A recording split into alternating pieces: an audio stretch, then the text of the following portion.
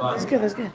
Respected brothers and others, Allah subhanahu wa ta'ala in the Quran mentions إنما الصدقات للفقراء والمساكين والعاملين عليها والمؤلفة قلوبهم وفي الرقاب والغارمين وفي سبيل الله وابن السبيل فريضة من الله.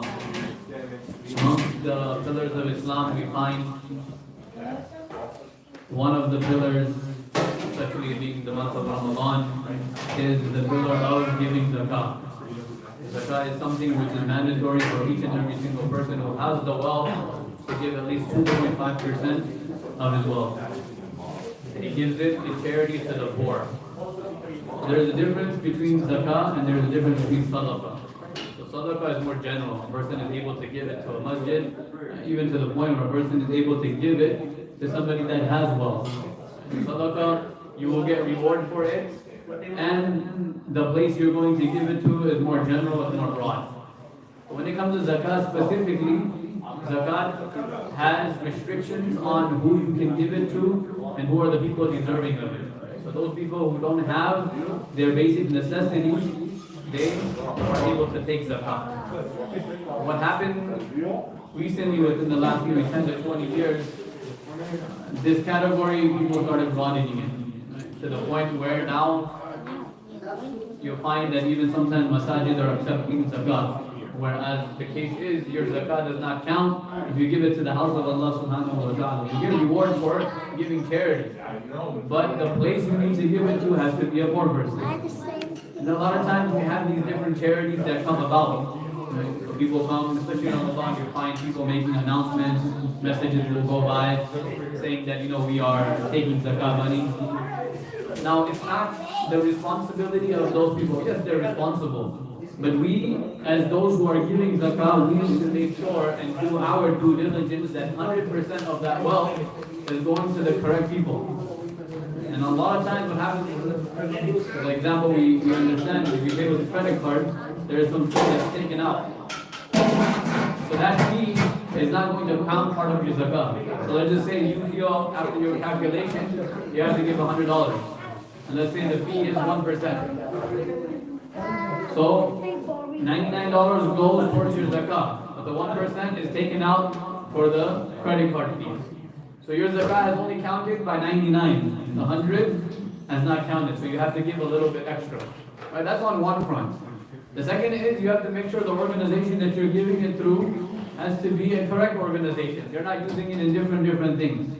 Right? Sometimes they use it in terms of transportation costs, management costs. Right? Those things, zakat cannot be used for. Right? There's other funds that they can use for, like how we make the announcement all the time. Right? If you have a company that matches and you give your zakat to this masjid, so we'll use that zakat portion of it completely going towards those who are deserving of zakat. But the part that the company is going to match, that can be used for anything because that in itself is not really zakat. They're just doing a favor by matching it. We're not doing them a favor. It's a tax write-off for them. So, but we need to make sure this is our responsibility, right? This sadaqat actually means zakat. And Allah subhanahu wa ta'ala mentions and outlines who those categories are. We find in the hadith of Rasulullah sallallahu alayhi wa sallam that who you can give it to. Right? So those people who are deserving. And in fact, if you look at it, those people who have the most right over you are those who are your closest when it comes to your relations. Okay, living in the West is a little bit tougher. You won't find many people that are deserving of zakat, illa masha'Allah. But the first people we need to look towards are those who we have relations with. And I'm not saying father cannot give to his children, but I'm saying extended relations that you have. Right? Maybe some people that come from the same village back home, right? The same city back home. Those people that you give it to, they're more deserving of your wealth because of that bond and relationship that you have with them. Not to say that if you give it to somebody else, it's not going to count, right? But these are people we need to look out for first and foremost. What happens nowadays is, mashallah, we see, and it's a good thing, right? But zakat gets concentrated to only one place in one area. It doesn't get spread out to those who all are deserving. Right? So for example, a perfect example for us to understand right now, mashallah, you'll see a lot of people collecting for Palestine. It's a great cause. Right? Unfortunately, what happens is 99% of the ummah's money is going there, which is, mashallah, it's good. But there is much more parts of the world that is suffering, right? in different areas.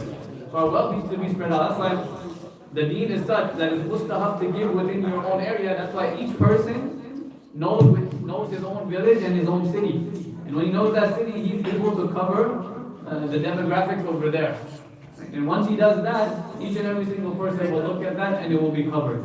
And in fact, it's 2.5%. You see that if the entire ummah was to give, right? Rasulullah sallallahu and the Sahaba radiallahu anhum said that those people who actually give their zakat, and 100% of the ummah that will give it, you will find that Allah subhanahu wa ta'ala will slowly lift poverty off the face of this earth. To the point where you will look for people to give zakat to and you won't be able to find them. So this is very important. Right? Then you go on to the finer details that are there, especially living in the West. Right? So how do I give zakat on my stocks? Very quickly, you look at the value of your stocks on the day that you're giving your zakat. So let's say you give your zakat on the 1st of Ramadan. So you're going to look at the value of your stocks on the 1st of Ramadan. You're going to calculate 2.5% of that, and you are going to give zakat on that. You have the 401k, your retirement plan, same rule. Whatever the value is on the day that you are giving your zakat. It doesn't matter what it fluctuated before or after. The day that you're giving your zakat on, what is the value of that? And you give 2.5% of that wealth. And then there's a difference of opinion when it comes to gold also. We're not going to be going to go into that. Make sure Allah subhanahu wa ta'ala gives us the ability to give zakat. Also this masjid takes zakat, and if you have questions on where it's given and where it is dispersed, on my right, inshallah, he'll give you more details on that. Everybody requested to go for dinner. Brothers, this lineup, we got soup over here for everybody. So thank you. You want me to end it? Yeah. Comments were kind of crazy.